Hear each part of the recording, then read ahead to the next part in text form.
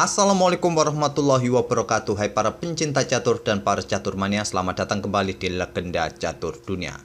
Video kali ini soal permainannya Tigran Petrosyan. Selain mempunyai tipikal pertahanan yang sulit ditebus, permainan Petrosyan dengan pion-pionnya cukup mengerikan kawan. Bahkan kalau sudah melakukan pengorbanan perwira, lawan harus bersiap-siap untuk menghadapi gempuran-gempuran berikutnya. Bahkan mantan juara dunia Mikhail Botvinnik juga pernah membuat pernyataan atau membandingkan permainan Mikhail Tal dengan Tigran Petrosyan ini kawan. Menurut Mikhail Botvinnik, kalau Mikhail Tal yang membuat pengorbanan perwira terima saja, lawan tak perlu takut. Tapi kalau Tigran Petrosyan sudah membuat langkah pengorbanan, bersiap-siaplah untuk dihajar di langkah-langkah berikutnya. Oke, kita langsung ke atas papan kawan, lihat permainan salah satu dari Tigran Petrosyan ini. Dan game yang saya pilih ini saat menghadapi Palbenko, salah satu pecatur papan atas kala itu kawan, berasal dari Hungaria. Dalam event persahabatan Hungaria versus Uni Soviet tahun 1955 di Budapest, Hungaria. Dan langsung kita ke permainan di mana Petrosyan pegang putih mengawali dengan permainan pion D4. Kuda F6, pion C4, pion E6, kuda C3, gajah B4. Kita temui Nimzo Indian Defense.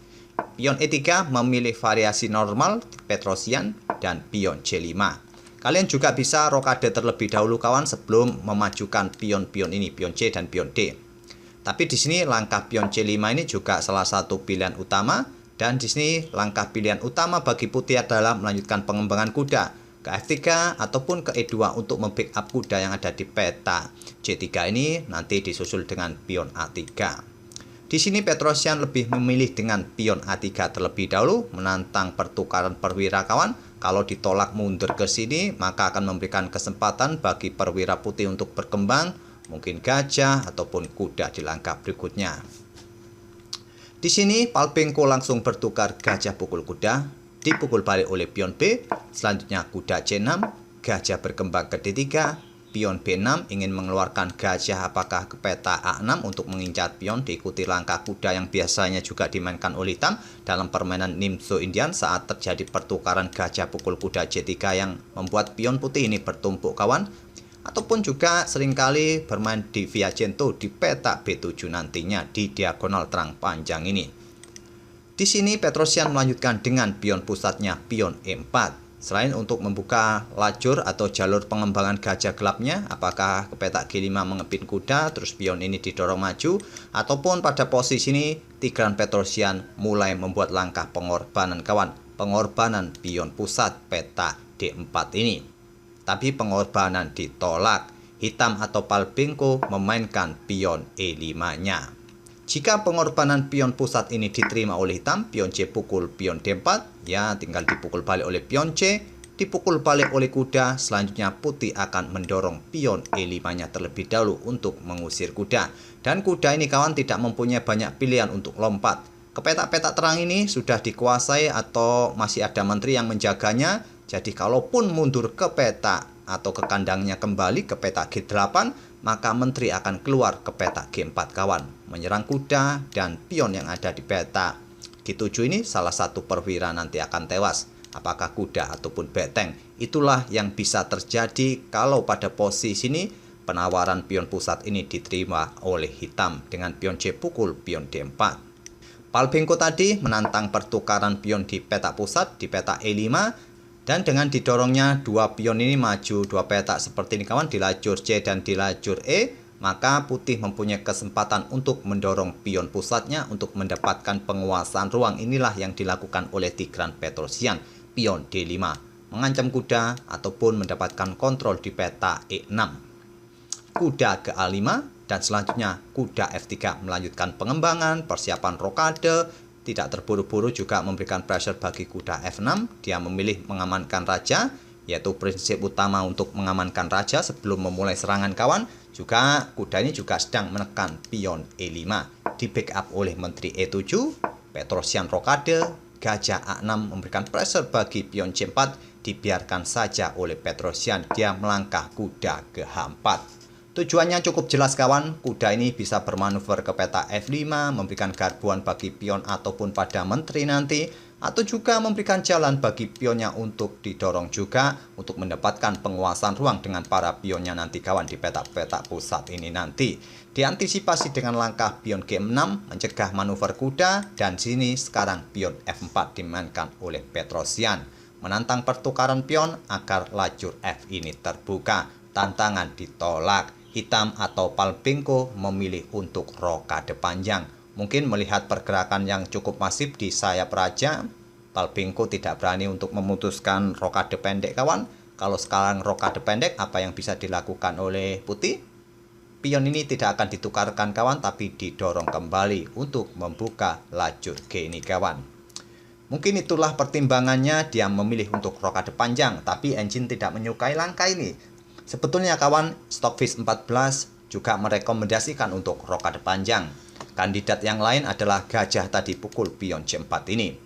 Jangan sekali-sekali untuk pukul pion ini kawan, atau melakukan pertukaran pion E pukul pion F4 ini. Putih akan mempunyai kesempatan mendorong pion E-nya. Tidak akan berani hitam ambil dengan menteri karena beteng E1 dan menteri bisa tewas. Tentu saja dengan pion-pion ini yang sudah berada di peta pusat seperti ini kawan, posisi hitam akan kalang kabut nanti menghadapi pion-pion putih di peta pusat seperti ini. Kontrol akan didapat oleh putih nantinya. Mungkin karena itulah tadi Palbengko lebih memilih rokade panjang dan dibalas dengan kuda mundur ke F3. Menurut Stockfish langkah ini kurang akurat, lebih baik tadi pion F pukul pion E5. Dan terlihat sekarang kuda ini lompat kawan untuk mendukung pionnya untuk bertarung. Dan ancamannya masih tetap sama, jika pion pukul pion, pion putih akan didorong nanti. Di sini Palbengko bermain dengan langkah pion D6. Dan dilanjut sekarang pertukaran pion F pukul pion E5, dipukul balik oleh pion D, gajah G5 mengepin kuda, di sini pion H6 untuk mengusir gajah. Engine tadi menyarankan hitam lebih baik memainkan beteng naik ke D6 untuk memberikan backup bagi kudanya. Tapi jika dilanjutkan kawan, nanti variasinya mirip dalam permainan aslinya. Di sini gajah ditarik mundur ke H4, beteng D6 sekarang. Langkah kesalahan. Mungkin jika kalian bermain dengan pion ini kawan, putih akan mengorbankan kuda di sini kawan. Dan selanjutnya kuda ini akan tetap tewas di langkah berikutnya. Kalaupun di backup dengan beteng di peta D6 sekarang, putih akan menambah daya gedor dengan menteri ke peta ini, ke peta F3. Kuda tetap saja bisa tewas. Plus kalian sudah kehilangan dua pion tadi kawan di sini tadi setelah kalian dorong. Oleh karena itulah pada posisi seperti ini tadi hitam tidak mencoba mendorong pionnya lagi untuk memblokade pimpinan, bermain dengan beteng D6. Selanjutnya adalah kuda pukul pion E5 membuat langkah pengorbanan sementara diterima oleh menteri hitam. Gajah G3 memberikan serangan tusuk sate kawan. Di sini menteri mundur ke E7. Terpaksa kawan harus menjaga betengnya ini dari pukulan dari gajah nanti. Padahal langkah ini menurut Stockfish merupakan langkah yang kurang akurat. Langkah terbaik versi engine adalah menteri ambil pion ini kawan. Tapi dia juga akan kehilangan beteng nantinya. Mungkin karena itulah pada posisi ini tadi Palbengko lebih memilih menarik mundur menterinya ke E7 agar jika terjadi pertukaran di sini, ya paling tidak masih mendapatkan imbal balik gajah nanti kawan. Di sini pion didorong terlebih dahulu, tidak terburu-buru untuk ambil beteng kawan, dan sekarang posisi pion ini menggarbu kuda plus beteng. Beteng ditarik mundur ke D7, sekarang beteng putih ambil kuda F6. Pion H5 dimainkan untuk mengusir gajah agar tidak berada di diagonal ini kawan, dihentikan dengan pion H4. Gajah B7 mencoba mereposisi untuk memberikan tekanan bagi pion putih dan dibalas dengan menteri ke A4. Beteng G8, beteng F1 menambah daya gedor untuk ambil pion F7, di backup dengan beteng G7. Sekarang pion D6 mengusir menteri. Inilah maksud saya tadi kawan, bagaimana pintarnya seorang Petrosian bermain dengan pion-pionnya. Coba lihat dua pion putih ini, sudah maju sampai baris ke-6 pertahanan lawan, ataupun satunya masih berada di baris ke-5. Tapi sudah cukup merepotkan bagi hitam pada posisi ini kawan. Menteri mundur ke D8, sekarang pion E6 untuk mengancam beteng atau menantang pertukaran pion di sini kawan. Tentu jika pion pukul pion, beteng ini bergerak ke F8, menteri bisa tewas. Jadi hitam tidak akan berani untuk melakukan pertukaran pion di sini. Di sini hitam pukul pion D6 dan menantang pertukaran gajah pukul beteng. Tentu saja diladeni gajah pukul beteng, tapi selepas betengnya diambil oleh gajah, di sini pal bingko menyerah. Tentu bila permainan ingin agak lama sedikit, hitam tak perlu untuk langsung pukul balik gajah putih ini, terlebih dahulu menyerang menteri dengan gajah C6. Setelah menteri mundur ke C2 ataupun ke D1, barulah menteri hitam pukul balik gajah putih nih kawan. Dan pada posisi ini putih akan melanjutkan pion pukul pion segera promosi, mungkin dihadang oleh menteri.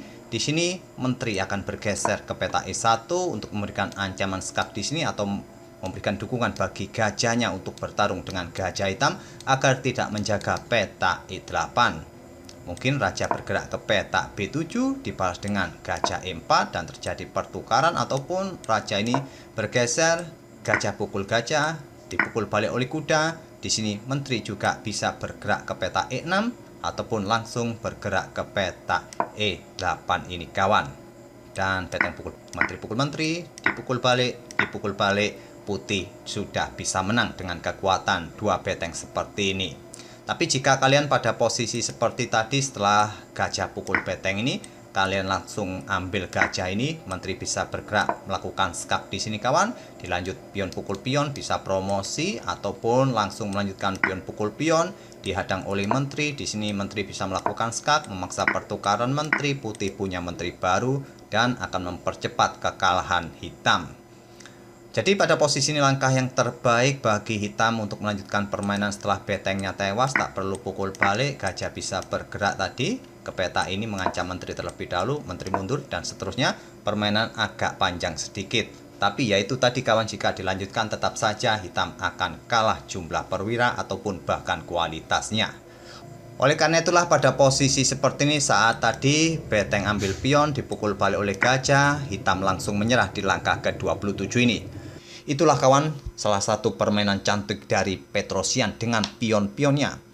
Bukan hanya bertahan tipikalnya kita lihat tadi, tapi sangat masif dengan permainan pion-pionnya. Menekan lawan di peta pusat dengan pion-pionnya, memanfaatkan posisi lawan yang belum rokade, segera membuka lajur F, seperti di game sebelumnya yang sudah kita ulas.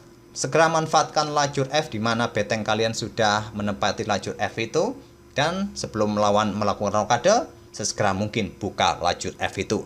Semoga permainan dari kedua pemain ini bisa menghibur kalian dan memberikan wawasan dalam permainan Nimzo Indian Defense, dan kita akan bertemu di video-video berikutnya.